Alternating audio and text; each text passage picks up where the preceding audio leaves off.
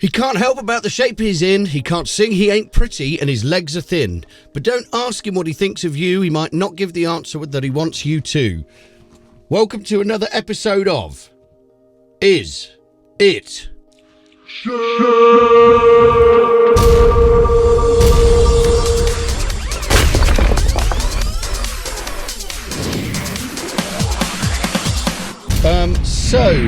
Dr. Vincent, what are we looking at today?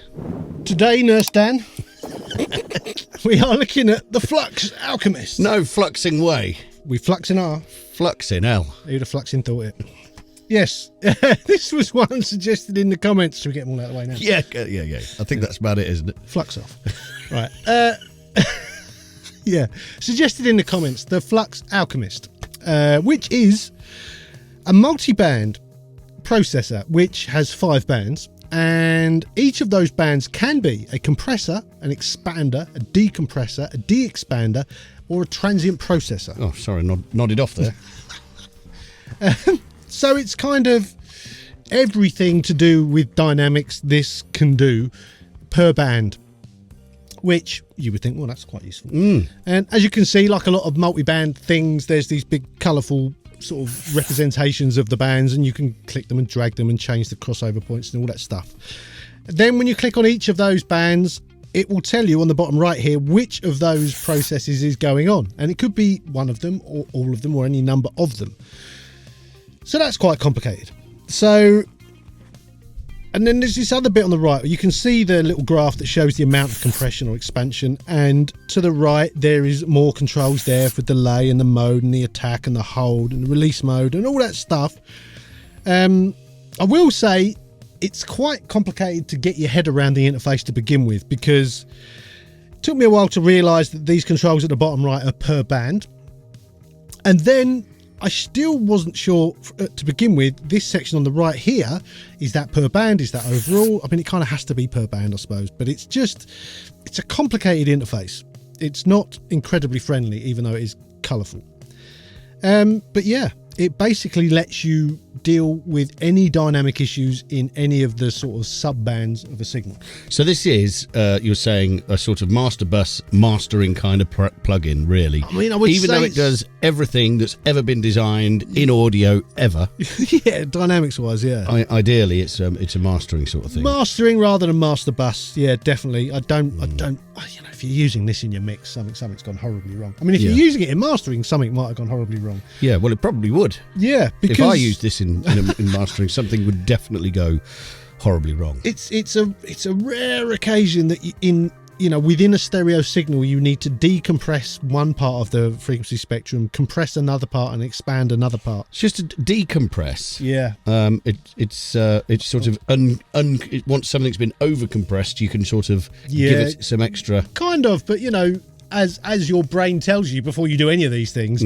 You're working with a stereo signal usually, so whatever you do is a compromise. It's not, if someone sends me something for mastering and I'm like, this has been over compressed, the very first thing I do is contact them and say, this is over compressed, can you bounce one out that isn't? Yeah, so it's kind of it's a fixer, isn't it? I think it's a fixer. If something's gone very badly wrong, don't re-record it.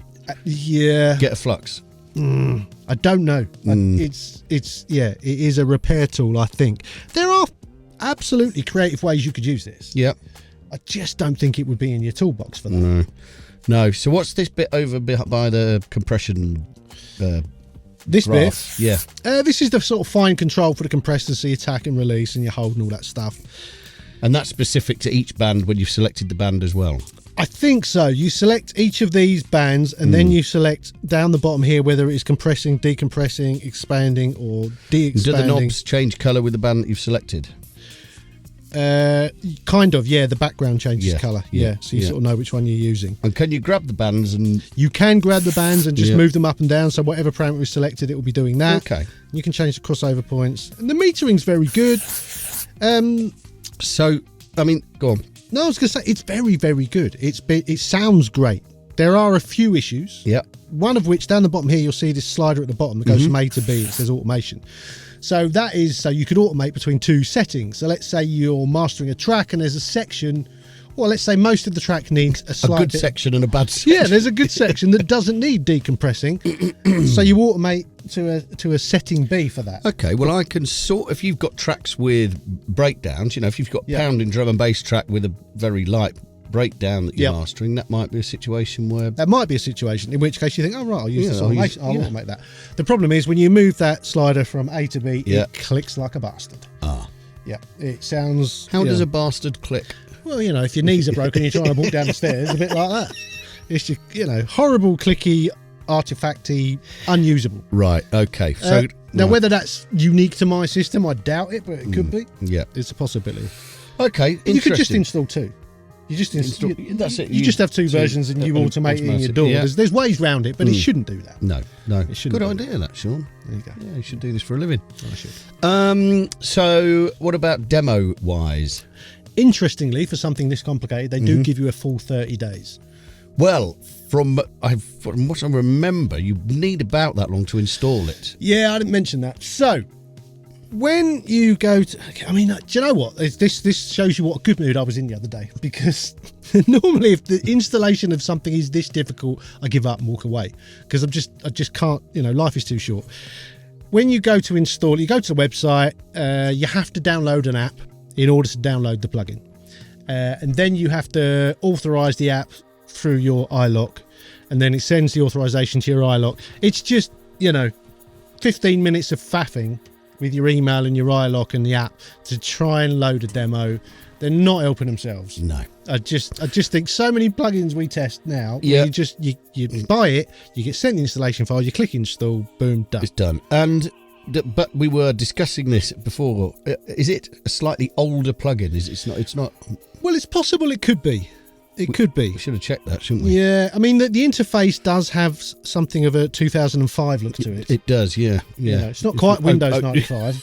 It's a bit ahead of that. It looks like, yeah. But it's got on XP. It's got a touch of the... You've got a green field and a blue sky behind. Yeah, well, it's got a touch. Do you know what? It reminds me a little bit of the Metric Halo channel from 20 years ago. Yeah. But yeah, I know what you're saying. There we go.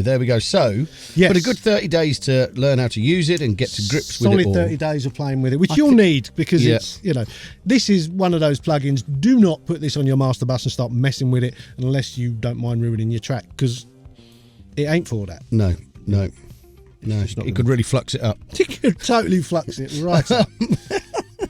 So, Sean, is the Flux Alchemist... Yes. Is it fluxing shit? Do you want to know how expensive it is first? Well, yes. Yes. Yes, Jumping the gun, you fluxing idiot. Nearly fluxed it right up there, didn't I? Fluxed that right up. Yeah. It's $238.80. Crikey. Yeah. Which is... Well, it does a lot, like you say. It does a lot. And, I said this a few times. There's certain plugins out there that make absolutely no sense for producers working at home or in their own studios. Crazy things to buy. This is the kind of thing you should avoid if you're probably a producer working on your own. But if you're a mastering engineer and you want to work completely in the box, this is going to be useful. I can see that 100%. Okay. Yeah. So now that we know the price as well, with all of the other details all of the details you need. Yes, you're equipped with all of the details. I'm equipped with all of them. For me to ask you the question, Sean, is the Flux Alchemist shit? I would say, based on the grief of installing it and the complicatedness of usability, and the fact that you just shouldn't need it, you should just go back and fix the source. Yeah, I would say it's a bit shit. A bit shit. Yeah, it sounds good. I'm not going to deny that, but I'm not sure why this exists really. Okay, sorry. Well, there we have it. The Flux Alchemist, a bit shit, but for a varied pot of reasons. Yes. Please, will you like this video? Even if you didn't. Even if you didn't. Plenty don't.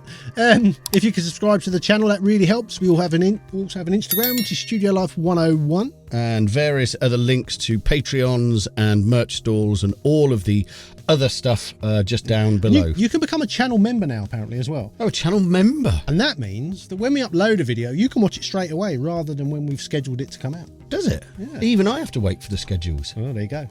You should become a member, Dad. Yes. Well, I have been called. You have been called a member several times. Yeah. Yes, anyway, until next time, people, adios. Later.